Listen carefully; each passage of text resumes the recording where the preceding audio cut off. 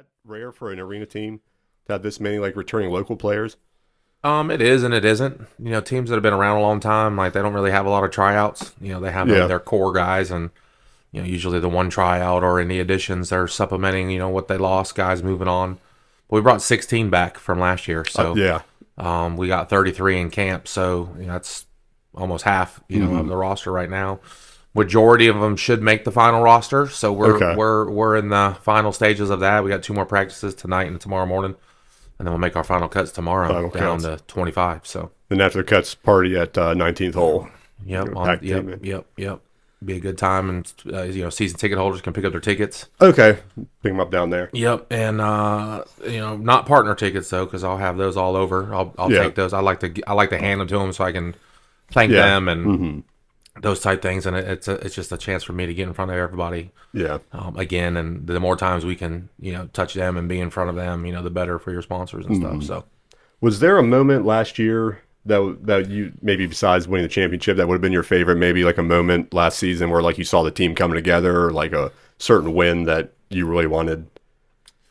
I'd probably say the championship game. Yeah. That's the kind of the cap off of everything that we had done. We had every game wasn't difficult. We had a couple tough games against Jersey, but they had some decent players, and they were trying everything they could to beat us, and Yeah. we weren't gonna let that happen. So almost the playoff game, Yeah. with Grant being in freaking Hawaii for his honeymoon. I remember that. That was. I was joking the other night how I pretty much had that as a secret all year. Like I knew he wasn't going to be there. Where we just didn't know where it was going to fall and how many postseason games we'd actually have, and so I was just keeping my fingers crossed that it wasn't the championship game, right? So Right. I brought in one of my guys that played for me previous a few years ago, and he knew the offense, and he's a good guy, and he's a good player, and it was probably the worst game he's ever had for us at the playoff game, and got Hopefully he stays married after that Oh man, commercial thing he did. some of the stuff that that the fans were saying about him. Oh and, man. his wife and kid were in the stands, in the crowd. So I felt bad for them, and Yeah. so I was really raged on the inside. A lot of people didn't know I was mad, but I was pretty furious because we were, we were struggling, and I had to project as much confidence that out to him as possible to keep him. He was already going through it, and 4 broken ribs later, we got through it. So I was going to say that the Bearcats, my favorite memory last season was when we were setting up the Cold Sparks. I looked over at the Bearcats as they were warming up, and somebody was screaming, "Put respect on my name! Put respect on my name!" Team was holding him back. I'm thinking, oh, he's popping off on one of our players, and it was you charging across the field at him, getting held back. Yeah, there was one time there was like 6 of them like standing around me, and I didn't care. That was a great time to be a wheelie monitor. That was a lot of pride. Like, And I think, well, I'm protective of our players too now. So if they come off a certain way, and I'm not standing for that, or they're yelling at fans, like we just say. And I tell people all the time, because some people say the home side or the away side. There is no away side. Yeah. Like we're all a home team here. Yeah. So like you're not gonna talk to anybody in some type of way and think you're just gonna get away away with it. So and I remember Tim emceeing that one night, threw out his voice screaming so hard at I can't remember. I think it was maybe the game before playoffs. Yeah, it was one of the coaches. He was trying to get razzed up. yeah. So going into a new, more competitive league, is there any rules, like changes in the gameplay that you have to keep in mind now going in? Yeah, so the defensive play is a little bit different. Offensively, we have 2 guys in motion now instead of 1. Okay. Which is it's good. I've been used to that most of my career of 2 guys in motion, except for any like arena style, and it's still arena style. The leagues I was in, they had 2 guys in motion, so it's not much of a difference. The guys are adapting very well. We've had a great camp so far. Guys are very competitive. We're probably going to be facing each other on both sides of the ball. The best group that we'll see all season versus ourselves in practice. So that's nice to know. And there's some good teams out there. You mentioned it being more competitive. It's definitely more competitive. We're not going to beat teams 80-11 or stuff like that. But we are going to be pretty good. We are better than we were last year, which people say, well, you were undefeated and won a championship. How can you be better? Well, we always can improve. Yeah. Especially when you step up a game, step up a level. you gotta level up some guys across the board, and we did that, and that's why we only brought 16 back and not all 30. Yeah, that's true. And is most of the people you brought back local? I know that you have to do a lot of cuts. Do you take that in consideration if they're local or not when you do the cuts, or is it all just no? Yeah, we take. There's a lot of factors that come in. Obviously, you want the best players possible. Yeah. First and foremost, but then they're out of town guys. With our housing situation, we stay at the Days Inn there in St. Clairsville. We're only allotted so many rooms for the season, so I'm housing 28 guys right now of the 33. Yeah. So when you look at it like that and cutting it down, I only can have 16 in housing. So technically, I got to figure out 12 spots of how we're going to maneuver that around, which isn't easy. Yeah. And you got to factor in from all the positions, who's in housing, who's not in housing, and that's the part that makes it hard, because you don't want to keep somebody just because you don't have a bed for them, right? So, which for 4 months here, well, really 3 now, March, April, May, and then going into June, so a little over 3 months. You got to, and the hotel's done a good job with us. So I feel like if I gotta add something, we can adjust. I think there's logistically we can figure some stuff out from that standpoint, but.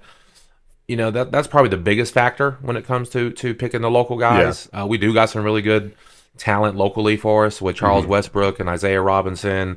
We had a couple guys move here. Aaron Finch should play with us last year. He lives here now. He moved. He was from the Atlanta area, so he moved up in the off season.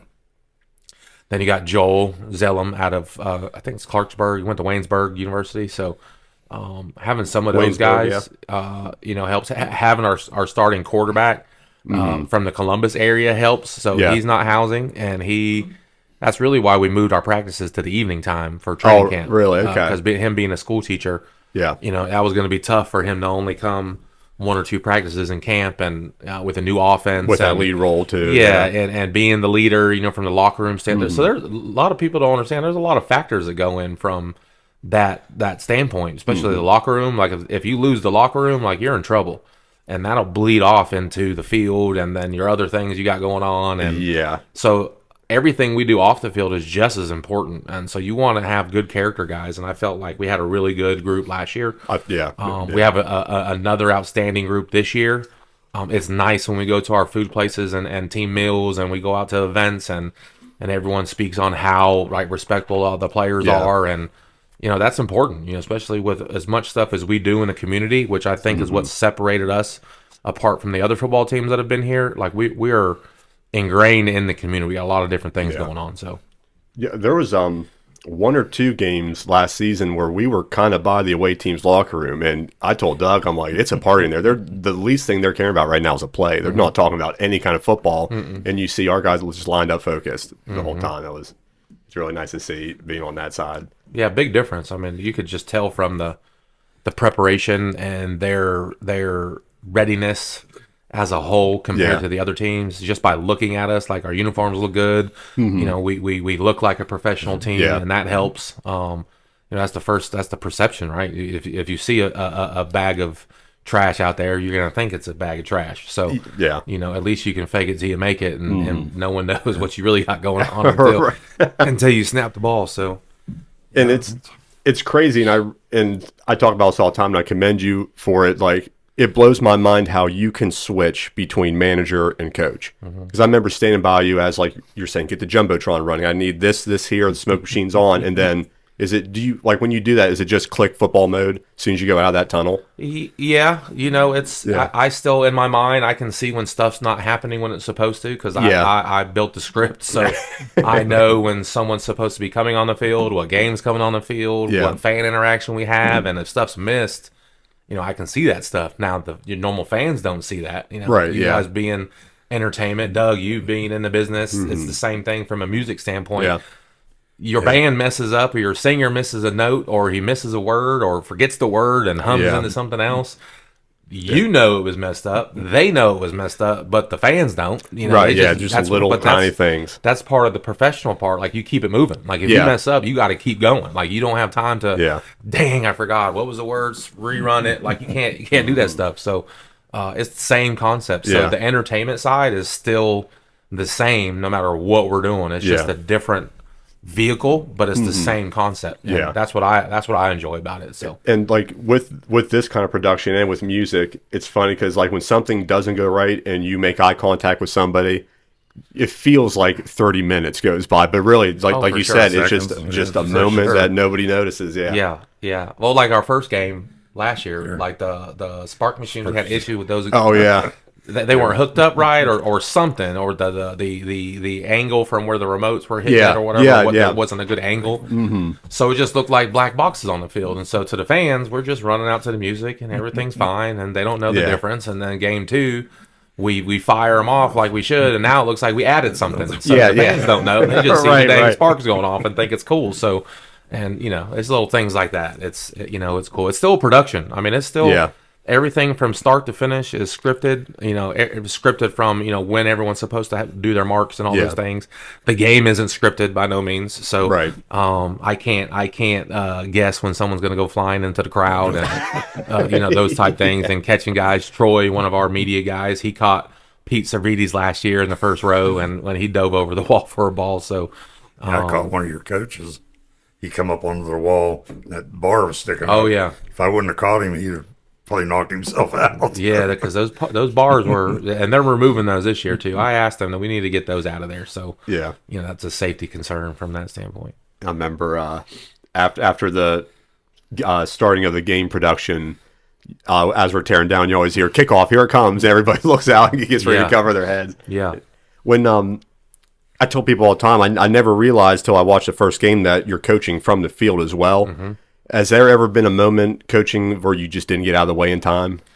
Yeah, so in 2018, my quarterback threw an interception, and where we were at in Atlanta at the time, when I was with the Havoc, the team we won in 18, the championship, there was a space between the seats, the stands, and the wall, so fans were able to stand against the wall. So as we throw the pick, and all this is happening instantly, as you can imagine, throws the interception, the DB's running at me.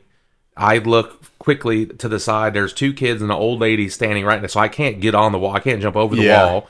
I'm not running back into the field because that's where all the big dudes are coming from. So I'm not a small guy, right? So I'm not a huge dude, but compared to some of these little DBs, him coming down the field, I just stood my ground and took my chances because I felt like I could have been a wall for him. He would have just bounced off me, and so as he's running at me, he slows down, and then the quarterback comes and blindsides him, tacks him into the wall, and I was just thinking the whole time, I'm like, dude, if I was that DB, I would have ran that dang coach over. Like, get out of the way. Like, you're standing on the field, you're gonna get ran over, and so it was a video, and they shared it on social media, and it was a cool thing, and everyone was like, oh, they put the glasses on me with the the thug glasses, the moments like that. It's like, but I don't mind. I don't mind that stuff, man. I played, so I enjoy that intensity, and it was just one of those funny moments where I had gotten away. So this year, the league is real strict on staying so far back behind the huddle,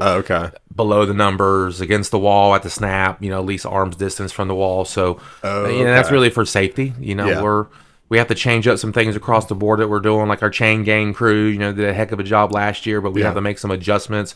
They're required to be referees, which is great for the flow of the game. Oh, you have to have official license too. But they, one of those officials, the third official that's helping them, will actually be recording the penalties as well. So, you can't just have, normal people that don't really understand the rules side of it. Of where they can be, where they can't be, the multitasking of writing penalties down and all that stuff. So it's a lot. I'm looking forward to the experience of this game coming to the Valley and coming to Wheeling and coming to West Banco so the fans can see that. A lot of people remember the Greyhounds, the type of league that they were in. The competition level in our league is greater than that league just because it's just the notoriety of the league and whatnot. But that's going to be that type of competition. Now insert us being successful and winning games and being very competitive. We're a favorite in our division. And that's not by chance. This is my 5th year in the NAL. So first year with the minors, obviously, but to be able to be back in that brand of football and having that here, I mean, it's across the country. We fly to Colorado in May. That's who we play the first game, March 10th. They come here. Road trips to Louisiana, Columbus, Georgia, 2 trips to Carolina, Greensboro, North Carolina. So it's fun.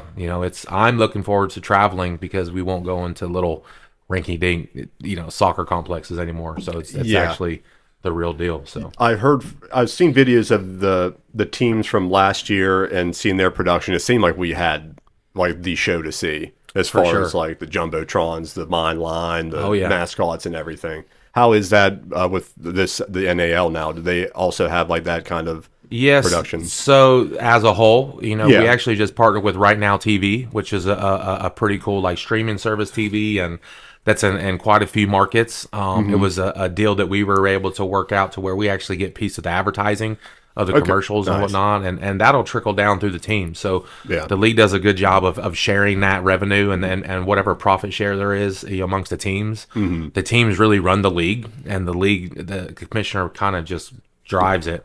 He's the deciding factor if there's a split vote. With us having 9 teams, the owners, we make all the decisions as a board, and so all those things. So that kind of media attention that we'll have, is pretty cool. It was just announced this week that the championship game will be streamed live, on that TV. And, nice. It's pretty cool. It's a step up from where we were last year for sure. And, I think the fans are really going to enjoy it. Today's podcast is brought to you by Rich Investments Group. Attention investors, looking for a secure way to grow your wealth? Rich Investments Group, based right here in St. Clairsville, Ohio, is offering an incredible opportunity. Their private lenders earn returns up to 3 times higher than a typical CD. And the best part, your investment is backed by the property's mortgage. That means real, tangible security. Rich Investments Group prioritizes transparency, communication, and delivering industry-leading ROI. It's time to put your money to work for you. Don't miss out on this chance to grow your wealth securely with Rich Investments Group. Do you have some junk in your trunk? Do you have some junk in your basement? Do you have some junk in your garage? Well, we're proud to announce that there is a new company to the Ohio Valley offering a special discount for our listeners that can handle that problem for you. Rhino Dumpsters and Services. They're based out of Martins Ferry, Ohio, and provide affordable and reliable dumpster rentals for all your needs in the Ohio Valley. Dumpster size is 15 cubic yards, and they can be used for residential or job site cleanups. You fill it, they haul it. Perfect for home renovations and house cleanouts. And as a special bonus for all 10 String Tavern listeners, you can call and get 10% off this month, February, and next month of March. Call or text them today to schedule your rental at 740-827-6533 or 740-391-0582. Check them out at Rhino Dumpsters and Services LLC on Facebook. And how's like the management as far as like people behind the scenes of the miners? Do you keep most of the same people in production? Yeah, we've added some more people this year, which helped me because I do everything, but I can't do it all by myself. I can get everything started and then pass it off and delegate and get it on track of where it needs to be and then move to the next thing. And Matt Porter is a former high school teammate of mine in high school. And he went to Youngstown, so that's how we went to high school together in California. And so he went to Youngstown State, and so he met his wife, who's local. So that's how he ended up being in the area. Because I tell people we played high school football together, and they're like, "What? Where'd you guys play high school football together at?" So Julie Bratton does our merchandise, was a big addition for us to bring on. She helps me out a lot with the team ops and things like that. It really helps, keeps things in line. And who else did we add from last year from that standpoint? Jamie Simmons, she helped out with game day stuff last year. She'll actually be our director of game day ops this year. She's handling also our group sales, which we didn't have that last year, which that's going to be a shot in the arm for attendance. These teams have been around for a long time and have great crowds. Your groups really contribute to that. When you have businesses and you get employee nights and you got 50 people in a group coming and 25 here and 75, 100, before you know it, that's how you got 5,000 fans in the arena. So. It was crazy, like the difference between like first game. You could tell like some people didn't know the arena game. Then I saw them every single week afterwards in the stands, like just addicted to it. Yeah, most of the time people that come to the games, if they've never seen one, they're coming back. Like you're not going to miss that. To see like a receiver catch a wild ball and bounce off those dividers, you don't see that anywhere. No, else. And you would be shocked to see. There's a lot of fans that come to our games that they're not really football fans. Yeah, they're there for the excitement, the entertainment. It's almost like the hockey feel, like you're waiting to see a fight or something. That's those things, and with the mine line and one thing with the Mind Line this year, we're adding school bands. Oh, nice. As well, Okay, so nice. we'll create like a natural like battle of the bands type thing, and Nice. get everything that we can do to get the community involved. Mm-hmm. Is critical for our growth and the length of how long we're going to be here, and I want to be here for as long as we can. So Yeah. so we'll see. What league was the Rough Riders in? They were in the AAL. AAL. They were in the AAL. So the AAL 2 that we were in last year was basically an extension of the AAL. It was supposed to be a not kind of like a developmental, I guess, to the AAL. And then with the AAL not going away or not being there, the AAL2 pretty much was the AAL. Yeah. So technically, it was our second championship win in the AAL with Duffy and myself. Oh, okay. We were together with the Atlanta Havoc down in Buford, Georgia, and we actually beat the Rough Riders in Richmond. Oh, really? And that was our last game in the Richmond Coliseum, 2018. Beat them in the championship game, and that's why we don't get along too well. Mm-hmm. We're cordial, but we don't really care for each other too much. Greg would be the first one to tell you the same thing. But for us to be here in Wheeling after they left, it's kind of a slap in the face a little bit. So, but I like it. with being in this league before, is there any like reception you had? Like, has other teams like reached out to you, like heard minors are joining this league? Have they give you like a warm welcome? As some people saying like good luck or? Oh yeah, so they're excited. I still got a ton of fans down in Greensboro, so they're excited about us coming, and we're not playing each other 3 times by chance. We helped with the scheduling and different things like that, Nice. and I wanted to make it a point that I've been ribbing them, and they got the easiest schedule out of everybody because they just have to worry about 7 games, not 10, because they've already lost 3. Yeah. And we ain't even started. So, that's kind of the rivalry we're creating. And it's great. Adds It's great for experience, fans. yeah. I mean, we're Yeah. taking a fan bus to Greensboro, and I think we got like 10 seats filled right now out of 31. So I think as we get a little bit closer and they see the first game, like everyone's going to want to go to that game. Yeah. That's not going to be a game you want to miss. There's going to be a lot of fireworks, and we got fans that are feeding the players when we come in on Friday. So obviously there's a connection, right? Yeah. Where do you go on the road and the away and the home team fans are helping feed the away team, hanging out, the night before the game. It doesn't happen everywhere. Yeah. We got quite a few players too that are associated with the Cobras. So a couple that played for them. 2 guys that were cut by him last year, and one guy that was told that he didn't fit for what they were doing. So we had about 7 of us that got chips on our shoulders that are ready to go by. I actually just as of this week, this week, what's it today? Thursday? Yeah. So just as of the beginning of the week, I was able to no longer be a part owner of the Carolina Cobras. So really? I was able to sell my shares off to one of the current owners, and which that doesn't happen all the time, of being able to get rid of your shares, because not every team is in a situation that they can make money. Yeah. So it's not really whatever business you have and you put the value on it. It's your business, so you're prideful in what you do, so you're gonna value it at something, right? Yeah. So it's kind of the thing with the Cobras. They've been around for a long time, and it is worth something. So I was glad to be able to do what I did with that. I'm just glad to be completely done with them. So when we put the smack on them, I'm not going to feel too bad. Right. So you're under a 3-year contract right now? 3-year contract. So this is my first year of the 3-year contract. You think it'll extend out after the 3? Or? We'll see. Yeah, I hope so. We'll see. I hope so too. We're doing a lot here in the area, and I'm not doing a lot of things to just do it to leave. Like I want to move here.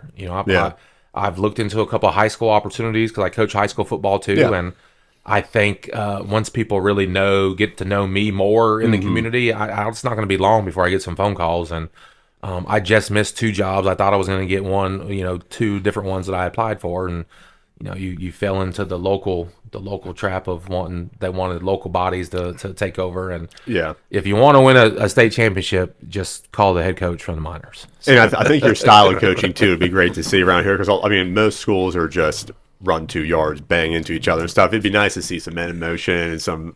Oh yeah, we do a lot of different things, and offensively. Last year, my high school, we had the second best offense in school history. We were at. We made it deep into the 3rd round. In North Carolina, you got to win 5 games to make it to state championship. So I'm looking forward to having an opportunity in West Virginia to just have to win 3 and then make it. So. I'm going more into community outreach. I wanted to ask you more of the flag football leagues you guys have coming up in the youth workouts. How can like parents look into that, or how do you guys hold that and where? Yep. So you can go through our social media, our website. There's a place where you can follow for, and our website's gowvminers.com. All of our social media is Wheeling Miners. You also can sign up for the Flag Football League through the YMCA. Okay. That's who we're partnered with for that. First games for them will start April 19th. They'll actually play their flag games on our game days leading up to our game that that's evening. cool. So That's to be cool. able to play in the arena, it's pretty awesome. cool. So it's we'll see how it goes. I wanted to do it last year, but with everything we had and trying to get everything started off the ground, I just didn't feel like it was something we needed to add into the mix with everything else we had going on. So it's been pretty good addition. Matt Porter helped set that up with Adam Shinsky over at the Y. And it's I think it's going to be a good hit. The players, not only do they're part of the flag league, like all the kids that participate will get a ticket to our games. So and the parents will also receive an opportunity for discounted season tickets and whatnot. So it's just growing the fan base. And we just announced the reading book club yesterday, which was pretty cool for all the elementary schools. So Nice. really trying to. So when I say like we're trying to be a part of the community, like we're involved. Like we want everybody to know that we're supporting the schools and everything else that we're doing. And I maybe missed it a little bit last year to where I'm not big on like sharing all the stuff that we're doing, like on social media, taking pictures of all that stuff, and hey, look at us, what we're doing. Yeah. But really reading into some stuff and talking to some people, it's okay to showcase some of the stuff you're doing. Yeah. Like people need to know, And what you're doing. I think there's a way that you can go about it to where you're not like just being like camera. You know what I'm saying. With planning and the right apps too, like Meta Business Suite, you can spend one evening planning out when you post, so you're not constantly on your phone, like posting, checking, and posting. Yeah. And we talked about this constantly. I think like bands and businesses need to be more mindful of that. Like you have to get content out if you want to grow the right way. And it's okay if you're doing stuff for the homeless or you're feeding at a food shelter. Or those type things. Like it's okay to showcase like your guys, because you want your guys to get recognition, your players for doing that stuff. That shows. Some of those guys will take those experiences, and who knows, maybe they might start their own nonprofit someday to do stuff. You try to get everyone exposed to as much as possible different things that they've encountered, through their time, because you never know what it'll lead to. Right. Yeah. We always could be around the next millionaire or Bill Gates or somebody. You don't ever know. It just takes that one idea to change someone, or a kid seeing their role model and want to do that the next time it happens. And go ahead. You guys are really lucky that you have the Highlands, right? Because most places don't have the practice. Yeah, not a lot of practice. Not a lot of places have the indoor facility. A lot of teams practice outdoors. Not everyone can practice in your arena. When you have a legit facility like West Banco Arena and some of the other facilities, like there's concerts, there's events, there's all kinds of stuff going on. We have hockey. There's quite a few teams in our league that have hockey, so they deal with the same things we deal with. Of ice time and field time, and the changeover for that isn't the easiest. So they really have to logistically have that stuff mapped out, and I think a couple more years we might get a little more love on some stuff, but we have to earn that first. Yeah, I've never been in up there, but it looks like it's a really nice place. Yeah, so the Highland Sports Complex is a huge multi-sports facility. They have 2 full-size football turf fields, 1 indoor, 1 outdoor, multiple basketball courts, and they got a lot of different things going on. Just this past weekend, they had a huge volleyball tournament where all the courts were full. They were at Lindsley, they were at Willie Park. That was all one big. That's how many people that they had, and they had a huge soccer tournament going on, on the field. And I was talking with their GM last night, Harvey. He said that there's even times where they may have a volleyball tournament when they're putting courts on the field, on the turf field, and laying courts down. And so that's a huge facility when you're doing all those things. So but it's good, especially here in West Virginia. Like we couldn't be practicing outside right now. It's too dang cold. Especially when we started last week, like it was freezing last week. Like we couldn't have been outside. I went up to Walmart the other night and I drove around the back just so I could look out over the top. It's a huge building. I didn't realize that. It's massive. I mean, heck, there's still freaking snow out on places on the sides that hadn't melted yet. I mean, it's mostly gone now, but it's taken since this week really for most of that to be gone. Yeah, we're in the muddy mess stage of it all now. Yeah. One last question I had for you. you told me before you love the song "Hail to the King." You put it in the intro. Whose idea was it to play "I'm a Little Teacup" while the away team is warming up? We had Taylor Swift, "I'm a Little Teacup," "I'm a Barbie Girl" as the other team was warming up. It was something to see. I like the Arnold Schwarzenegger warm up songs, and "I pop you up," that stuff. It's just a mental thing. Like I've been doing that for years. Like it's just a cool.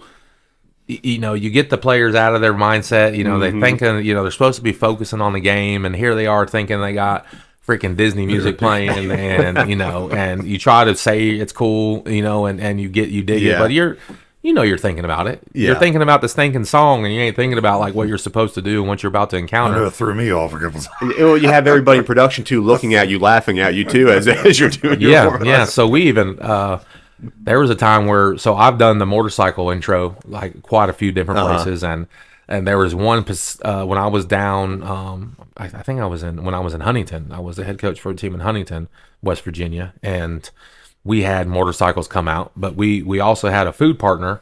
I can't remember it was a buffet, maybe it was like Country Time or something like that, but it was a chicken for their mascot.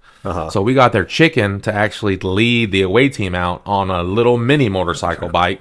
So when it's time to announce them, that it leads them out with the chicken on the little mini bike and leads the team out, and then you hear the Harleys fire up, and then we come out. So it's little things like that. It's a cool show experience, and just anything to put a smile on the fans' faces. That's what we try to do. I mean, from a production standpoint, I've never done any kind of sports. It's always been music, but man, to be like right by that tunnel was Bruce Boffers like introing the team and running out, hitting the cold spar. It's an adrenaline dump. It really is. Oh, it's fun too. That's why I like the so "Hail to the King." When I first had that as an intro, we actually had pyro and stuff. So when it broke down from the intro into the song at the breakdown point, like the pyro goes off, and like it's just freaking awesome.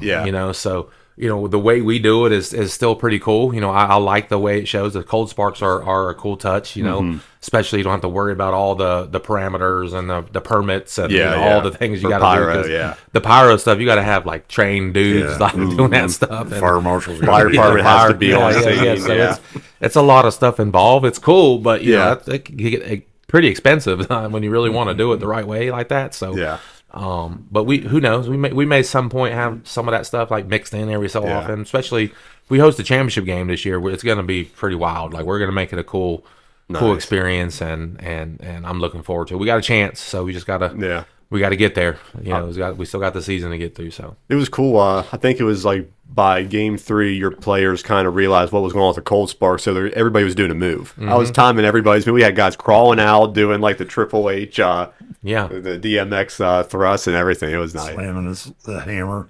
Slamming the hammer. Yeah, it's pretty cool touch for that. Yeah, so, people we're actually have a really good defense again this year. So I'm focused on our defense. If it's in a scoring game, so if you can be any good on defense, you're gonna win a lot of games. And we got some really good dudes up front on the defense, and some guys with some experience, and the fans are gonna love it. Damian Barber was a great addition for us. He played at Penn State, finished at Marshall. Was actually teammates with Micah Parsons at Penn State. So the type of team that they had during that time. They were pretty good. Micah Parsons, a heck of a football player. For the Cowboys. And just Sean McGee that played for us last year. A lot of people don't realize his background. And he's a Georgia Bulldog. Like he played at Georgia. Playing in the SEC. That's you're pretty dang good playing in the SEC. So. And just all the guys that we've put together, it's very exciting to see. And having the new offensive coordinator, Sean Lyotta, he's in his 20th season this year, and so in 19 seasons he's averaged over 60 points a game. Like that's a lot of points. For you to score 60 points a game or more in 19 seasons, and to be focused on defense while you're having guys that pull that much. Our offense is going to be pretty good. We got probably the top quarterback in the league, if not in this game in the country. Grant can play at any level. Sean, our OC, is really impressed with him of how is this kid not playing in Canada or it had a shot in the UFL or anything like that. And it's a good question. So this season is a big season for a lot of our guys to really have an opportunity. Grant's 29, so his window isn't huge, it's almost damn shut. So This has got to Yeah. be his year to make it Huge year. and get a shot, to move on somewhere else. Because after this next pro season, UFL and NFL, like that's really it for him, unfortunately. Yeah. So, Well, if somebody don't know anything about the indoor league, how would you explain it to them? so the easiest way is, it's on a hockey rink. Instead of ice, we put turf down, and it's 50 yards long, 28.3 yards wide, 8-on-8. It's just fast paced. It's everything happens much faster. And it's more entertaining than regular footballs, and you're right on top of the action. So Yeah. this year the football's going to crowd. The fans will be able to keep them. Oh, nice. Yep. So we actually bought 450 footballs to go through each game, and or not each game at 450, but I think I got allotted like 73 footballs per game. For the game usage, merchandise to sell, giveaway, different things like that. Throw some to the crowd.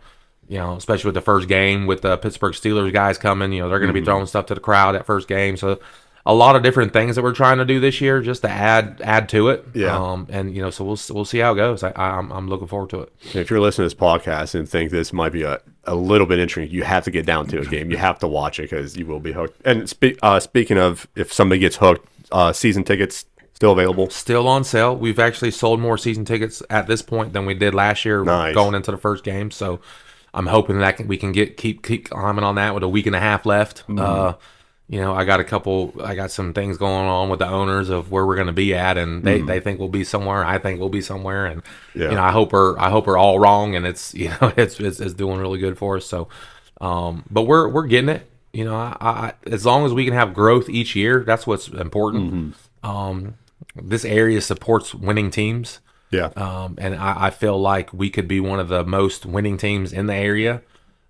We drop our championship banner, our first game, March 10th. So that'll be a cool experience to be able to do that. And we're going to continue to do that. Eventually everyone's going to buy into what we're doing. So Yeah. it's only a matter of time, and I'm patient because I'm not trying to go anywhere else. So it's going to happen. And just to be a part of it each year is going to be pretty cool to see. Go wvminers.com, get your season tickets. Check out, we have theme nights every time there's a home game. Get there, get down to the arena, guys. It's going to be a great season. Coach Rez, we really appreciate you coming in. Look forward to working with you. Doug, any last words? All right. We're good. Thanks for listening. I'm just ready to do it.